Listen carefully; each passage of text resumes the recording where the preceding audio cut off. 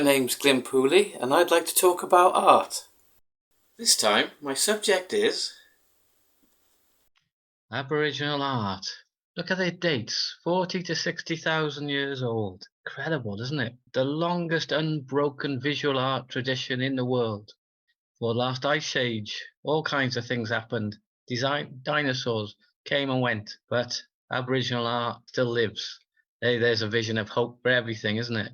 No matter what, just keep going. Tide comes in, tide goes out. The cycle of life travels on. And Aboriginal art is deeply rooted in so many aspects of life. You can see in this lovely image of some strange kinds of heads to our eyes initially, and then the iconic, of course, kangaroo symbol at the top, which appears quite often, created in natural materials, sometimes etched into the surface of the rock.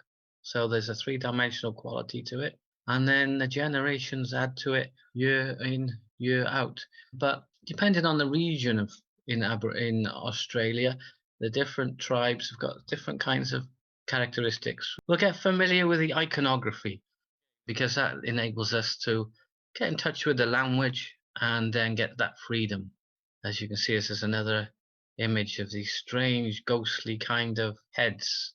We could say they're kind of spirit heads from another world, from a larger time scale. The concept of animism is where every single thing has got its own life force, whether it be plant, whether it be rock, whether it be particular earth, and tuning into that. Aboriginals, of course, did it, and animism was very strong in Africa. So a lot of these ancient peoples were very aware of the interconnected nature of their life and their existence and their environment. And that's what we'll really see with the Aboriginal selection of works. They're still incredibly powerful, these images.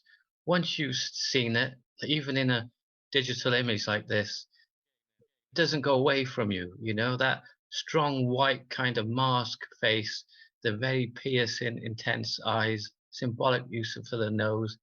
It's interesting that white face is very similar to the spiritual masks of the Fang people in Central Africa. So what we're seeing basically is a universal language being used that resonates and stands the test of time. So when we get an opportunity to tune into it and relate to it, then of course if we put that into our artworks, then they speak to the generations that go on and on and on.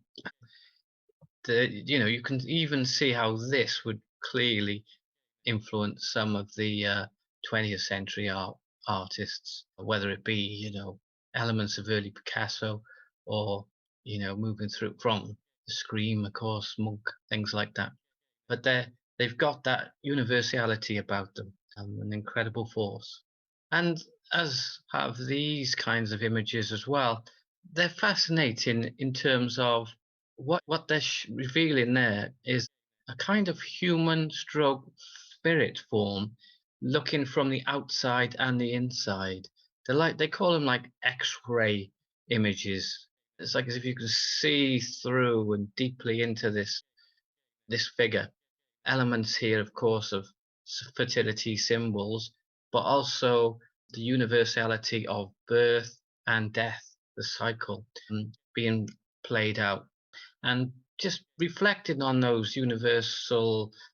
universal language is what makes the whole process of creating art particularly poignant. And when, later Aboriginals were interviewed in the 20th century, they saw every fundamental act, the authentic act of creating that art, as a kind of gift to the culture and a gift to the community, rooted in a deep spiritual understanding of their history and heritage. So, they gave us some keys into what their motivation was. But fascinating geometric pattern running through, like the life force of blood, for example, and there's skeletal kind of qualities in the center there, as well as links with different kinds of animals overlaid and intertwined, and it just makes for a fascinating image for us, for an understanding of the interlinking of their whole experience. Um, Another iconic image of the kangaroo, 20,000 years old. Some of the paintings on the cave, in these cave art, is much older than anything we've got in Europe. At least 10,000 years older. About 28,000 years old that have been carbon dated. So there's incredibly deep and ancient understanding, which has just got passed on from generation to generation. So imagine that rich, incredible knowledge that they were aware of, and their senses so heightened to the holistic understanding of their environment and their place, and being passed on. It created some fascinating works all the way through, but particularly for us in the 20th century, as we'll see later. And here we got another example of the rock art and the cave painting, with this the kangaroo spirit, and then the earth warrior there. We'll see that the kind of colors they used as well has all got a level of symbolism in terms of sharing their language. But that kangaroo's got incredible power. It's almost like as if it's going to leap off the surface. There's a real movement in it, and of course with the hunter and that, holding that rope ready to try and lasso the kangaroo. It's a really active, interactive image. Amazing. And this is an example of bark painting. Uh, Obviously, for thousands of years, most of the art was made actually on rocks, or it was made in the sand. So it was kind of transitory. Some were made for ceremonial purposes, others were there as kind of markers in the landscape. So tribal members, when they go on their walkabout, can find their way through their particular territory. So certain information was kind of left behind. But for more special occasions and a kind of document for a particular tribe, sometimes they would make these bark paintings. For the Aboriginals, the ancient Aboriginals, this was more like their fine art, again, but using an earthly source. That connection with the ground and the earth is fundamental, that runs right the way through the way they not just create art, but see their relationship with art and culture. Here's another one from the different territory. This is from Arnhem in the north of Australia, central north. And you can see it's a different kind of style here. Obviously, the reverence of life and death is being portrayed. There's an energy there. There's a transference of the cycle. But you also get different interesting iconography. There's a figure down the bottom who's playing a didgeridoo, and you've got the iconic boomerang as well. Boomerang is a cyclical image, of course, as well as a very practical tool to capture food. But these iconography just starts to appear and reappear. A few people sat there having a chat, a little meeting, as well as the clapping sticks, which were used as a complementary to the didgeridoo in their ceremonies to, invoke the spirit gods and everything else that they needed in their environment to share their history and heritage. And yeah, often it's interesting to see these works made in the 20th century. They were made collectively, not all of them, but it was a tradition. Both you get female and male painters, but they pass down different information. The female painters will pass down traditions from their tribe that will be of benefit to the next generation, next female generation, and they talk about certain kinds of issues and initiations that need to be passed down for the female, and the same for the male. They'll talk about the male line and indicate that aspect in the work, as well as tapping into specific knowledge that for that particular tribe.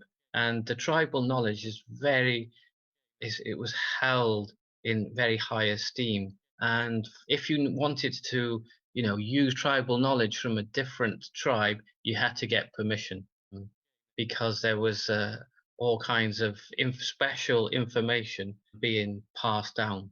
Interesting to see the technique there. Again, as I said, they're sat on the ground, very grounded. It's all about that simple tools, a stick that you could just dip into your paint.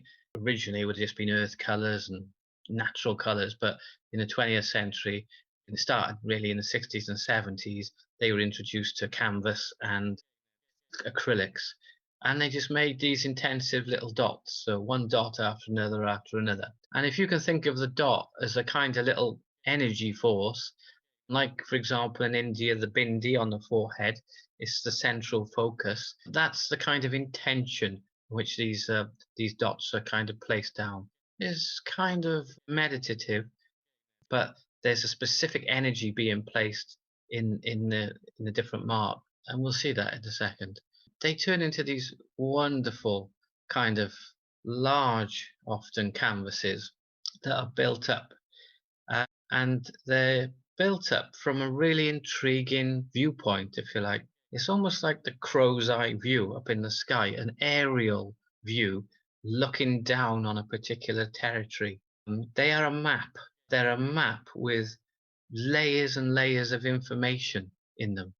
There's all this different iconography, which we'll have a look at in a second, but there's also awareness of the territory they're living in and amongst. So, these artists would have walked this territory since they were children. They will also be shown it from their ancestors, and they'll have an understanding for its different characteristics, as well as showing what elements are within that territory, and telling their story of their ancestors as well as hidden information, which brought quite a bit of controversy later on in the 1990s, when these started to become more popular. Some of the Aboriginal elders were a bit concerned that a bit too much information was going out into the public domain and art world. But let's have a look at these intriguing bird's eye view maps. I thought to give us an insight into it, we need to have a little bit of a key, so you can see the kind of imagery that's being used. Obviously, man, woman, the symbols for the rain. Makes sense, doesn't it? Spears. How universal this is. Campsite, resting place, so it's a combination of campsite and that horizontal stillness, resting place. Two men sitting, two men sitting there, resting. The water hole has got an energy, it's got a movement, cyclical. Meeting place. Look at the difference between the meeting place and the resting place. Resting place, still lines, horizontal. Meeting place, energy, communication, information going in and out. Smoke or water, useful, straightforward symbolism. And the star, pretty obvious. People sitting. It almost looks like looking down on the top of an oval table with the figures all around it. The water holes connected, water holes connected. The language is coming through. Rainbow, that shield, very straightforward. The different animals, animals play a large part, of course, because not only their food, but they've got a spiritual energy for the Aboriginals, and some of their paintings talk about the journey of these particular animals. So you've got the possum, the honey ant, moving kangaroo, 4 women sitting. The digging or clapping sticks, as is. These were ceremonial clapping sticks that they hit together in a rhythm for their ceremonial gatherings. The different footprints, the witchetty grub, and of course the boomerang, iconography, the food, the yam, and the ants. So looking at those, in relation to what we just saw there, and you can start to piece together a little bit of that aerial landscape now. You can just key in. So we got that as a key. And then I thought, this is a contemporary Aboriginal lady making these images. So I put that in just so you've got some idea how these things can be made for us. Or you could do it like this, where she's put down the earth colour first on a piece of canvas, used a bit of chalk, something simple, and then put some of those symbols down to tell the story. These are a few more. Put this in because there's some few different ones. So hey, we're familiar with people sitting now in the water hole and with the tracks and the rainbows and the the rain, etc. Then we got a woomera, which is a kind of, well, it originally was used to kill certain animals. So on a large string, and it's swung around and it makes this incredible noise as well. The shield, emu, of course, bush tucker. We're all familiar with bush tucker. That's the yams, etc. Kangaroo, those are straightforward. But then we've got hunting boomerang, got a coolerman as well. Now, coolerman is an unusual kind of object, but it is specific for the Aboriginals. It's made out of bark, and it's just a piece of bark is cut out off, and it creates this oval, and it's used as a way of carrying things, and sometimes digging up certain surfaces. So it's like an Aboriginal bag, if you like. And then you've got the men, women, digger sticks, wishing tips, and guna. So there's a lot of imagery. There's a lot of iconography that can be used in these kind of images. And the other way that they tell the language as well is by color. For example, if you had the watering hole or something like that, meeting place, if it was near a watering hole, it would be like painted blue. Whereas if a part of an image was painted white in a surface, just say we got white, that would be a symbol of like the sky or the clouds. So if you're creating your artwork, think about what colors you'd add to your symbol as well to try and share that information. Some of these are more modern versions. Well, I say that, they're made by Aboriginals, but their art became quite commercial once the West really got a taste for it, and it moved from going from outside in the different territories to end of the 60s, early 70s. There's a chap called Bruce Chatwing made it quite popular, and a few other people. Then they started inviting the Aboriginals to make these pieces on canvas, which of course then could be sold in galleries, and the demand was vast. And they're, credible pieces, as you can see, and reading them, giving you that insight into those ancient cultures, has a real rich resonance. We can unpick them now a little bit. You can see the different symbols just coming through there. Seating to the different emu tracks, etc. Kangaroo paths, the movement of water. The landscape is being described, and it just adds that level of intrigue. And this is an example of grandmother country. This would have been made by the female line ancestors artists, because they said they talk about that aspect. Incredible dance of colours and forms play out in these pieces. Bushfires coming through, but they kind of, your eye just jumps all around them as well. They really rich, and they kind of hold you deeply. Seem like pointillism. Some of these have got elements of modern adaptation. Sometimes I found it quite difficult to find some of the authentic images on the internet now, because it just became so popular.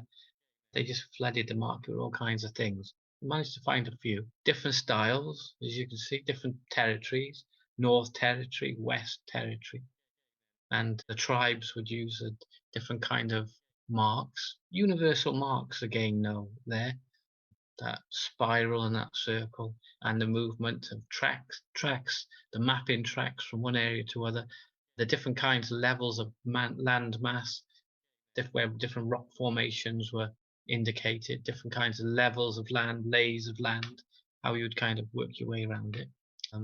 And then the spirit world of the animals, the witchetty grub, the dreaming of the witchetty grub. These kind of dot paintings that we're exploring, they referred to as dreaming paintings. And the idea of dreaming is something quite, in a way, is unique to the Aboriginals culture in terms of transferring it into their art, because there's no real clear English translation for it. But the dreaming is something which is universal. It's the timeless. It is the beyond the moment. It's something that's so deep that is just, as I said, passed on from generation to generation and built up. It's deep, in their psyche. It's beyond a small time. It's the largest time you could possibly think of in terms of time span. Different tribes had their different iconography, and they were attracted to different animals depending on where they lived in Australia. Some animals would flourish in one particular part as opposed to another, so they became deeply more connected. And it's all about connection. It's connection with land, it's connection with the animals, it's connection with your ancient traditions, and all those things attract together.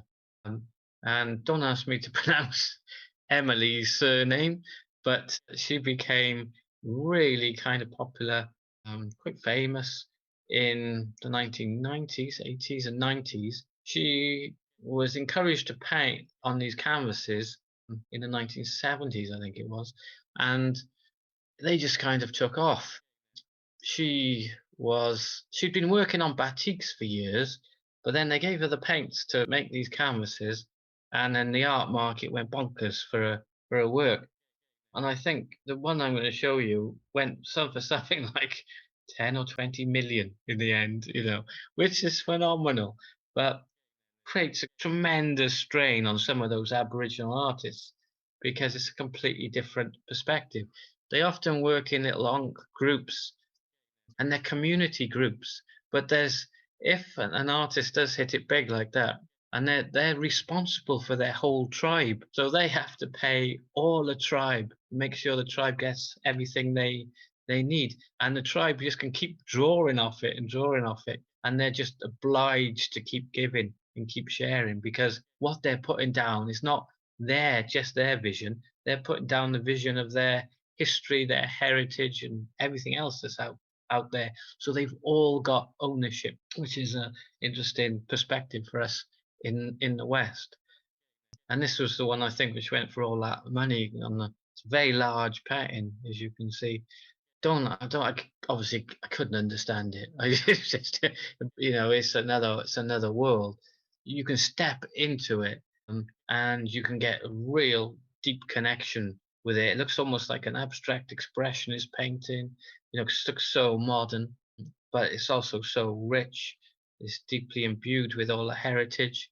There's references to all the different creatures and animals and pathways all running through it. So have a look at the detail, and you can see how it's being painted there. Like these daubs of paint or deliberate marks of paint placed one on top of the other, which looks so modern and kind of Western. So you can see how the contemporary Western artists were attracted to it. But it was deeply rooted in all those years of ancient knowledge and wisdom. And this artist was another one that's just really took off as well. And he's got the emu dream in here. And that's the iconic animal for that particular tribe, and the knowledge that is stored in that emu dream in, and that's the region that he's from. And he just builds up the whole kind of history and the tracks and understanding being layered one on top of the other, and the different pathways. Very rich and completely different colours there as well. And then these are some more modern interpretations of it, using this kind of technique, now as well, bush flowers. So they can be just kind of beautiful in their own right, all building up all these dots. It's meditative. It's got a kind of like bead-like quality, but there's also a kind of spiritual, cosmic quality to it.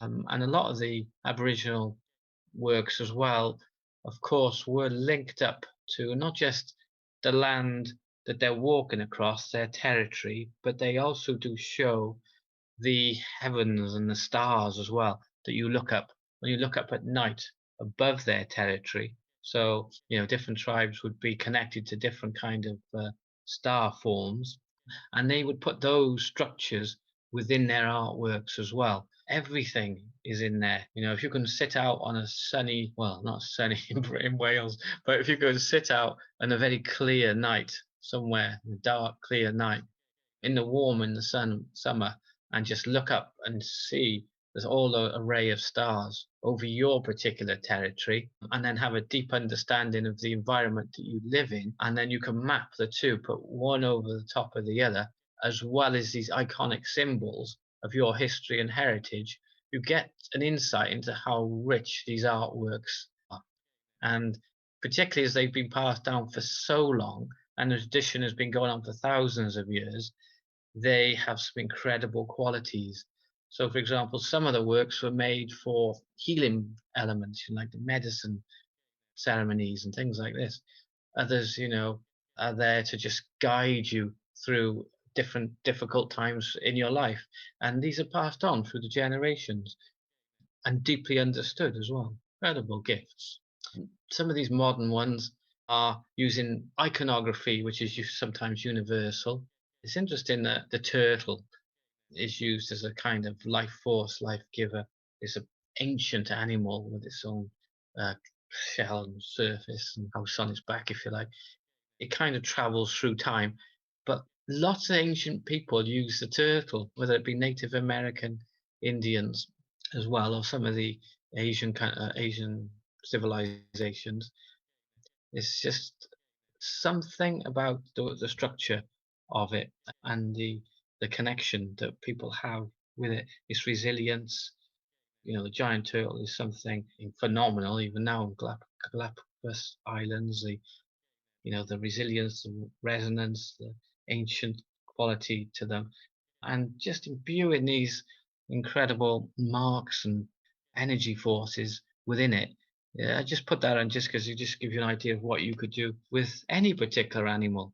This is a contemporary one of a fish, where you can see the symbols and the elements being simplified and used mainly purely for decoration in this case. And you see a lot of this out and about in contemporary Aboriginal work now. There's just a flavour of it, but we've been looking to see where it's rooted as well.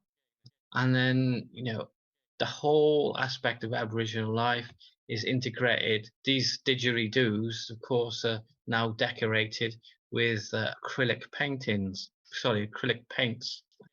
These are amazing instruments. As you know, I have a little fondness for the didgeridoo. And I remember when I got my little didgeridoo from a tribe in the north area of Australia. No, I didn't go over there, wasn't that fortunate, but the chap I met did, Bear Love, as he was called by the tribal elders.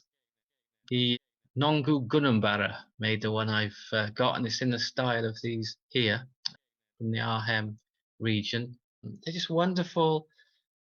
It's a good symbol of the interconnected nature of art and ritual in the Aboriginal culture. They're made from hollowed out eucalyptus trees, which termites have eaten them out. They go round tapping on the wood, find the ones which are hollow, and then they cut them off. They have to be a specific shape. The best ones are a certain shape, form. Then they hollow them out completely, cut them, and they're all in different keys as well.